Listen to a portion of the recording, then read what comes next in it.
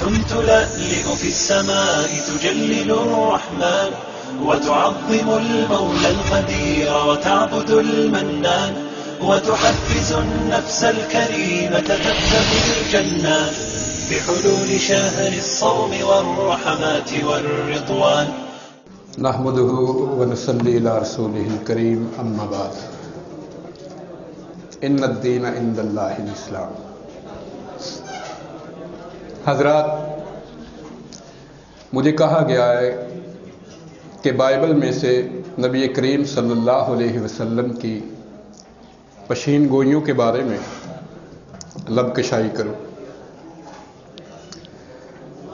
پشین گوئیاں میرے نبی کریم صلی اللہ علیہ وسلم کی بائبل میں بکثرت ہے، مگر اس کے لیے یہ بنیادی بات ذہن نشین رہے کہ نبی کریم صلی اللہ علیہ وسلم کی رسالت بائبل کی پشین گوئیوں کی محتاج نہیں ہے. سب سے پہلے ہمیں جاننا ہے کہ بائبل کیا ہے. جب ہمیں بائبل کا تعارف ہوگا تو پھر ہم نبی کریم صلی اللہ علیہ وسلم کی پشین گوئیوں کے بارے میں بھی بہتر طریقے سے علم حاصل کر سکیں گے. بائبل میں سے کسی بھی مسیحی سے آپ گفتگو کریں، کسی بھی پادری سے آپ گفتگو کریں تو وہ بائبل کی تعریف میں زمین و آسمان کے کلابے ملا دے گا، جیسے دنیا کی انمول ترین چیز یہی ہو. وہ کوئی نٹکھٹ حسینہ کی طرح، وہ کوئی کہتا ہے، اس نے کہا اپنی محبوبہ سے گفتہ کے روشن از کمر، اور وہ بولی گفتم کے رخسار منست. وہ بولا کہ گفتہ کے شیریں از شکر، اس نے کہا گفتم کے رخسار منست. اس نے کہا چاند سے روشن کیا ہے، وہ بولی چہرہ میرا. اس نے کہا شہد سے میٹھا کیا ہے، وہ بولی رخسار منست. مگر جب دیکھا کائنات میں اتنا کوڑ زدہ چہرہ کسی کا ہے ہی نہیں تھا. بائبل کا بھی یہی حال ہے. مجھے معاف کرنا، کہنے کو بہت کچھ، زمین و آسمان کے کلابے ملا دیں گے کہ یہ روح القدس کی وساطت سے یہ خدا کا کلام ہے، یہ ہے، یہ فلاں ہے، یہ فلاں ہے. مگر جب ایک عام آدمی بھی اسے پڑھتا ہے تو بائبل کی تضادات، بائبل کی غلط پشین گوئیاں اور بائبل کے اندر جو فحش واقعات ہیں، فحش واقعات بھی ایسے کہ شریف آدمی کا جسم لرز جائے، روح کانپ جائے. اب بیچارہ کیا کرے؟ سوال تو اٹھتا ہے. جب سوال کرے گا تو نتیجہ یہ نکلتا ہے، مسیحی حضرات جواب دینے والے، نتیجہ یہ نکلتا ہے میرے محبوب نے وعدہ کیا ہے 5ویں دن کا، کسی سے سن لیا ہوگا کہ زندگی 4 دن کی ہے. پھر کبھی جواب نہیں ملتا. بائبل 2 حصوں پہ مشتمل ہے. پہلا حصہ اولڈ ٹیسٹامنٹ کہا جاتا ہے. یہ پیدائش سے شروع ہوتا ہے اور ملاکی نبی کی کتاب پہ یہ ختم ہو جاتا ہے. یہ ساری یہود کی کتب مقدسہ ہیں. دوسرا حصہ ہے نیو ٹیسٹامنٹ، اسے کہتے ہیں عہد نامہ جدید. یہ متی کی انجیل سے شروع ہوتا ہے اور مکاشفہ پہ یہ ختم ہو جاتا ہے. سب سے پہلے ہم نے یہ دیکھنا ہے کہ کیا یہ کتاب محرف اور مبدل ہے، کیا اس میں تحریف ہونے کی کوئی گنجائش ہے یا اس میں تحریف کی گئی ہے. تو ہم بائبل میں سے آخری کتاب بائبل کی مکاشفہ کا آخری باب کھولتے ہیں تو مکاشفہ کے آخری باب میں یہ لکھا ہوا ہے کہ جو کوئی اس کلام میں اضافہ کرے، کوئی چیز بڑھائے اپنی طرف سے یا کم کر دے اپنی طرف سے، اس کتاب کے اندر جتنی لعنتیں لکھی ہوئی ہیں، جتنی وبائیں اور مصیبتیں لکھی ہوئی ہیں، وہ ساری لعنتیں اور مصیبتیں اور وبائیں اس پر پڑیں گی. کیا علم ہوا کہ کمی ہو سکتی ہے، اضافہ بھی ہو سکتا ہے، مگر کرنے والے پر یہ لعنتیں اور یہ وبائیں اس کے اوپر پڑیں گی. میں معذرت چاہتا ہوں، مسلسل پچھلا ہفتہ 3 دن مناظرے رہے، پھر ختم نبوت کانفرنس تھی، رات سیرت النبی کانفرنس تھی، مسلسل جاگنا اور بولنا بھی مشکل ہو رہا ہے، تو میں زیادہ وقت نہیں لوں گا، بہت تھوڑا وقت لوں گا، اس لیے گزارش ہے کہ ذرا توجہ کیجئے۔ میں انشاءاللہ بڑے کام کی چند باتیں آپ کے سامنے آپ کے گوش گزار کرنا چاہتا ہوں۔ تو مکاشفہ کے اس آخری باب میں ہمیں یہ بتایا گیا ہے کہ جو کوئی اس میں کمی کرے یا اس میں اضافہ کرے وہ ملعون ہے، اور جتنی بھی وبائیں اس کتاب میں ذکر کی گئی ہیں وہ اس کا مستحق ہوگا۔ اب میں پوچھتا ہوں، آپ پروٹیسٹنٹ کی بائبل اٹھائیں، اس میں 66 بکس ہیں، اس میں 66 کتابیں ہیں، اور جب آپ کیتھولک کی بک اٹھاتے ہیں اس میں 6 اضافی ہیں، 66 اور 6 کتنے ہوئے؟ 72 ہوئے۔ تو اس میں 6 کتابیں پروٹیسٹنٹ کی بائبل سے زائد ہیں۔ اگر آپ آرتھوڈکس بائبل اٹھاتے ہیں اس میں 12 کتابیں زائد ہیں، اس میں 79 بکس ہیں۔ تو 66، 76 اور یہ 79۔ اب میں پوچھتا ہوں ان میں سے، ان تینوں میں سے کون لانتی ہے؟ کیتھولک والے جنہوں نے 6 کتابیں اضافہ کی، آرتھوڈکس والے جنہوں نے 12 کتابیں اضافہ کی، یا پروٹیسٹنٹ والے جنہوں نے 6 کتابیں کم کی یا 12 کتابیں کم کی؟ یہ تو مکاشفہ کا فتویٰ ان کے اوپر لگ چکا۔ کیوں؟ پروٹیسٹنٹ بائبل نے کل 66 کتابیں جو ہیں وہ ذکر کی ہیں، جبکہ کیتھولک بائبل نے 6 زیادہ کی ہیں۔ اب ہر دو صورت میں یا کیتھولک والے ملعون ہیں یا پروٹیسٹنٹ والے ملعون ہیں، ظاہر ہے جس نے یہ ایک نے یا کمی کی ہے یا ایک بیشی کی ہے۔ اور جب ہم آرتھوڈکس کو دیکھیں تو معاملہ اس سے بھی برعکس ہے، اس میں تو 12 زائد ہے۔ اور جب ہم تناخ دیکھیں یہود کی، اس میں انہوں نے نیو جو ہے ٹیسٹامنٹ اس کو نکال کے باہر کر دیا، انہوں نے کہا میں وہ لائیو چل رہا ہے، میں وہ الفاظ نہیں کہتا جو یہود نے کہے ہیں نئے عہد نامہ کے بارے میں، انہوں نے نکال کے اسے باہر پھینک دیا۔ تو گویا وہ پیدائش سے شروع ہوتا ہے اور وہ ملاکی نبی پہ ختم ہو جاتا ہے، اور کتابوں کی ترتیب تناخ میں کچھ اور ہے۔ یہ تو تھی کچھ کتابوں کا اضافہ، کمی اور بیشی۔ اس کے علاوہ میں چند ایک اور اضافہ جات آپ کو بتانا چاہتا ہوں جو کیتھولک اور پروٹیسٹنٹ میں ہیں۔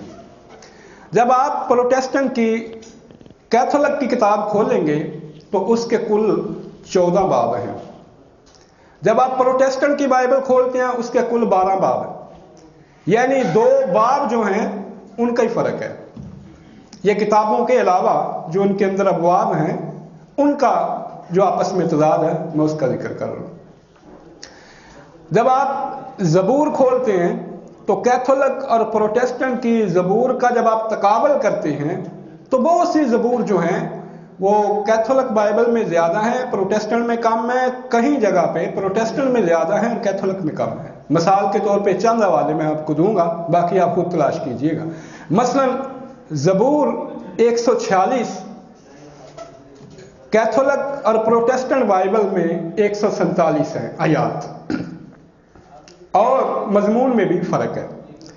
اسی طرح زبور 6 جو ہے کیتھولک میں کل 9 آیات ہیں اور پروٹیسٹنٹ میں یہ 9 ہے ہی نہیں۔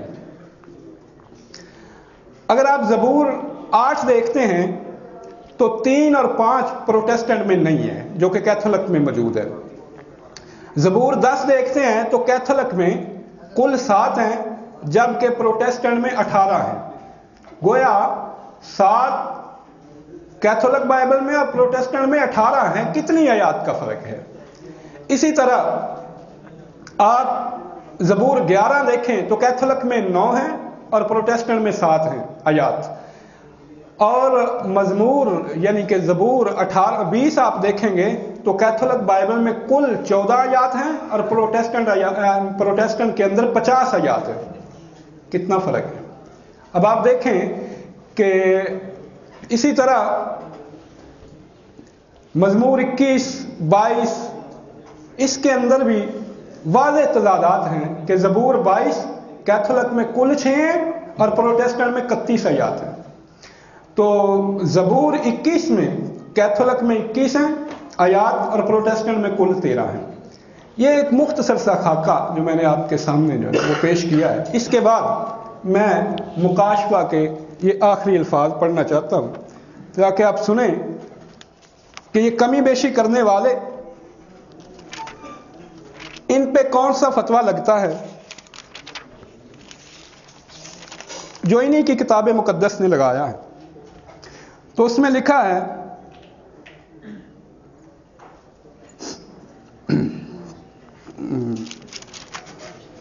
जी, मैं हर एक आदमी के आगे जो इस किताब की नबूवत की बातें सुनता है गवाही देता हूं कि अगर कोई आदमी उनमें कुछ बढ़ाए तो खुदा उस किताब में लिखी हुई आफतें उस पर नाज़िल करेगा, और अगर कोई इस नबूवत की किताब की बातों में से कुछ निकाल डाले तो खुदा उस जिंदगी के दरख्त और मुकद्दस शहर में से जिनका उस किताब में जिक्र है उसका हिस्सा निकाल डालेगा।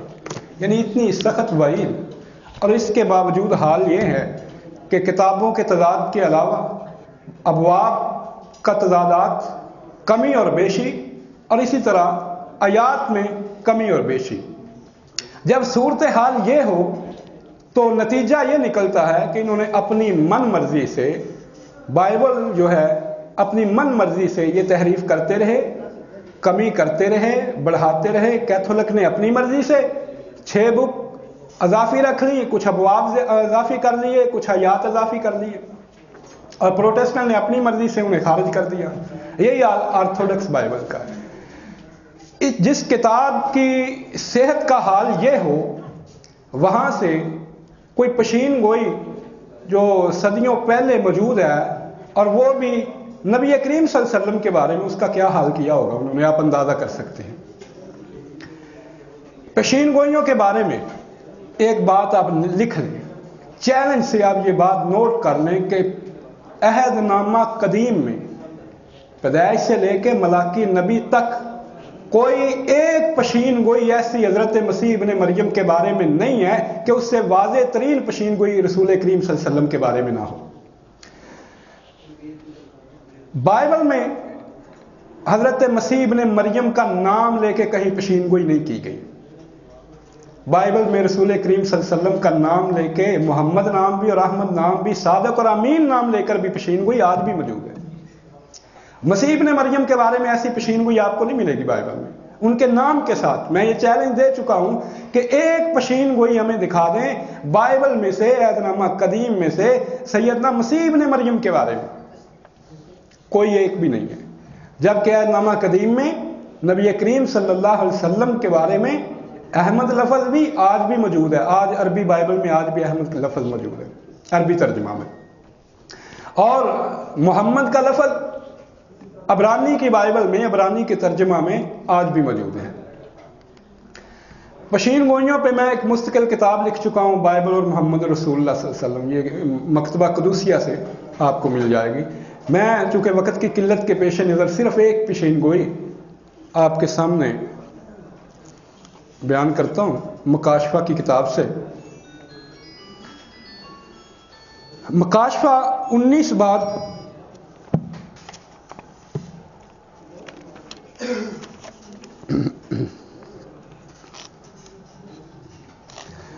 19 बाब में मोटी सुर्खी लगाई गई है ऊपर कि सफेद घोड़े का सवार, और उसमें लिखा है, फिर मैंने आसमान को खुला हुआ देखा और क्या देखता हूं कि एक सफेद घोड़ा है और उस पर एक सवार है जो सच्चा और बरहक कहलाता है।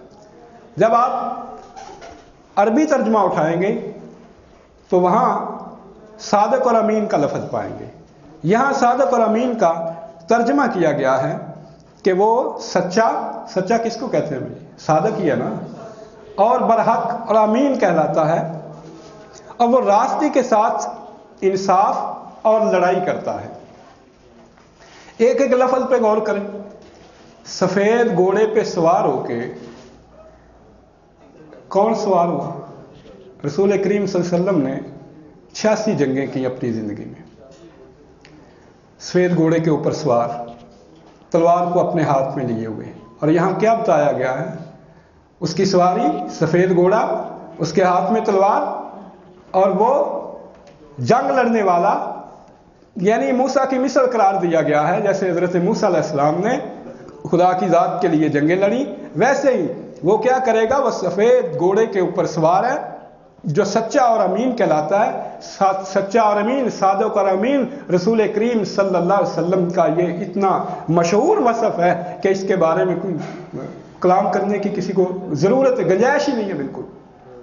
تو دوسری نشانی کہ وہ سفید گھوڑے کے اوپر سوار ہے اور جنگ لڑتا ہے، اور اس کی آنکھیں آگ کے شعلے ہیں، اور اس کے سر بہت سے تاج ہیں، اور اس کا ایک نام لکھا ہوا ہے جسے اس کے سوا کوئی نہیں جانتا. یہ پیشین گوئی رسول کریم صلی اللہ علیہ وسلم کے بارے میں لفظ بلفظ ثابت ہوتی ہے. اور آگے ہے کہ اور وہ خون کی چھڑکی ہوئی پوشاک پہنے ہوئے ہے، اور اس کا نام کلام خدا کہلاتا ہے.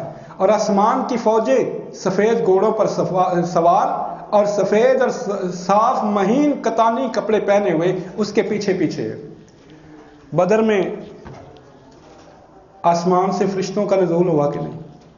اس پیشین گوئی میں یہی بتایا گیا ہے کہ آسمانی فوجیں اس کے تعاون کے لیے آسمان سے آئیں گی. بدر کے مقام پہ اور کئی مقامات پہ رسول کریم صلی اللہ علیہ وسلم کی مدد کے لیے آسمان سے فوجوں کا نزول ہوتا رہا، ہم جانتے ہیں. اسی طرح بائبل میں نبی کریم صلی اللہ علیہ وسلم کے بارے میں بکثرت پیشین گوئیاں ہیں. آپ پورے وثوق کے ساتھ یہ کہہ سکتے ہیں کہ جس وضاحت کے ساتھ اور جس صفائی کے ساتھ نبی کریم صلی اللہ علیہ وسلم کے بارے میں بائبل کے اندر پیشین گوئیاں ہیں، حضرت مسیح ابن مریم کے بارے میں بائبل میں ایسی ایک بھی پیشین گوئی نہیں ہے. ہاں، ہم نے کبھی بھی نبی کریم صلی اللہ علیہ وسلم کی کوئی پیشین گوئی بائبل میں سے ڈھونڈنے کے لیے بائبل میں تحریف نہیں کی. مگر یہ کیا کرتے ہیں، جب آپ متی کی انجیل کھولیں گے تو متی نے عہد نامہ قدیم سے بہت سی پیشین گوئیاں نقل کی ہیں کہ یہ حضرت مسیح ابن مریم کے بارے میں. کوئی ایک پیشین گوئی جو متی نے نقل کی ہو اور اس نے عہد نامہ قدیم کی عبارت میں تحریف نہ کی ہو، کوئی ایک میں دے دیں، کوئی ایک. انہوں نے سینہ زوری سے کام لیا، مثلا یسایہ کی پیشین گوئی. یسایہ کی پیشین گوئی میں وہاں وہ حضرت مسیح ابن مریم سے اس کا کوئی تعلق ہی نہیں. کوئی ایمانوئیل ہے، ایمانوئیل کے بارے میں پیشین گوئی ہے. بادشاہ کے اوپر دو بادشاہ اکٹھے ہو کے انہوں نے حملہ کر دیا، اور خدا نے انہیں پیشین گوئی دی ہے کہ تو ان سے گھبرا نہ، خدا تجھے فتح عطا کرے گا، اور یہ خود ذلیل و خوار ہوں گے. مدت کتنی لگے گی؟ ایک جوان عورت جو ہے حاملہ ہوتی ہے اور بچہ جننے تک، اور وہ بچہ جو ہے وہ پیدا ہوتا ہے، اور اس کے جوان ہونے سے پہلے ان کی سلطنتیں جو ہیں وہ دنیا سے ختم ہو جائیں گی. وہ ایمانوئیل کے بارے میں. اب متی صاحب نے کیا کیا؟ جناب متی نے اس پیشین گوئی کو وہاں سے اٹھایا اور حضرت مسیح ابن مریم کے بارے میں بتایا. سینہ زوری کیا کی؟ وہاں لفظ تھا علمہ کا. علمہ کہتے ہیں جوان عورت کو. جب ہم عبرانی کی لغت کھولتے ہیں تو وہاں لکھا ہوا ہے کہ علمہ ایک جوان عورت ہوتی ہے، اس کے لیے غیر مدخولہ ہونا اس کے لیے غیر مدخولہ ہونا ضروری نہیں ہے، یعنی کہ وہ مدخولہ ہوتی ہے. مگر انہوں نے کیا کیا؟ ان کی بات نہیں بن رہی تھی، انہوں نے وہ پیشین گوئی وہاں سے اٹھائی، علمہ کی جگہ بطولہ لکھ دیا. بطولہ وہی لفظ ہے، عربی میں آپ بطول پڑھتے ہیں، تو جو لفظ بطولہ ہے یا بطول ہے، بطولہ لفظ بولا جاتا ہے غیر مدخولہ کے لیے، یعنی جس کا کسی مرد کے ساتھ کبھی کوئی تعلق نہ رہا گیا ہو. تو جب انہوں نے حضرت مسیح ابن مریم کے بارے میں وہ پیشین گوئی بنانا چاہی تو اس پیشین گوئی کو وہاں سے اٹھا کے تو اس میں علمہ کی جگہ بطولہ کا لفظ اپنی طرف سے گھسیٹ دیا. اور جتنی بھی پیشین گوئیاں ہیں متی نے نقل کی ہیں، 7-8 پیشین گوئیاں جناب متی نے نقل کی ہیں اپنی اس انجیل کے اندر. ہر پیشین گوئی جو ہے وہ اس کے اندر تحریف کی ہے. اور بعض دفعہ تو ایسا ہے کہ جناب متی حوالہ دیتے ہیں کہ فلاں کتاب کے اندر جو ہے یہ ذکر کیا گیا ہے، مگر اس کتاب میں سرے سے یہ پیشین گوئی ہوتی ہوئی نہیں، موجود ہی نہیں ہوتی. ہم نے کبھی ایسا رویہ اختیار نہیں کیا. ہم بائبل اٹھاتے ہیں، انہوں نے جو بھی کیا ہوتا ہے، تحریف کی ہوتی ہے یا کچھ بھی کیا ہوتا ہے، ہم دیکھتے ہیں اللہ تعالیٰ نے ان کے اوپر इतमाम हुज्जत के लिए आज भी ऐसा मवाद उसके अंदर रखा हुआ है कि आज भी हम नबी करीम सल्लल्लाहु अलैहि वसल्लम की पेशीन गोइयाँ जो हैं वो बाइबल से साबित करके इनके सामने इस सफाई से रख सकते हैं कि जनाब मसीह के बारे में भी ऐसी कोई पेशीन गोई बाइबल के अंदर नहीं है जैसी रसूल करीम सल्लल्लाहु अलैहि वसल्लम के बारे में बाइबल में पेशीन गोइयाँ हैं। मैंने बाइबल की पेशीन गोइयों के मतलब एक पूरी किताब के अंदर पूरी पेशीन गोइयाँ जो हैं उनको जमा कर दिया है। आप वो किताब लेके पेशीन गोइयाँ जो हैं वो उनको देख सकते हैं। उसके बारे में चंद बुनियादी बातें मैंने आपके गोशगुजार की हैं। अस्सलामु अलैकुम। تلألئ في السماء تجلل الرحمن وتعظم المولى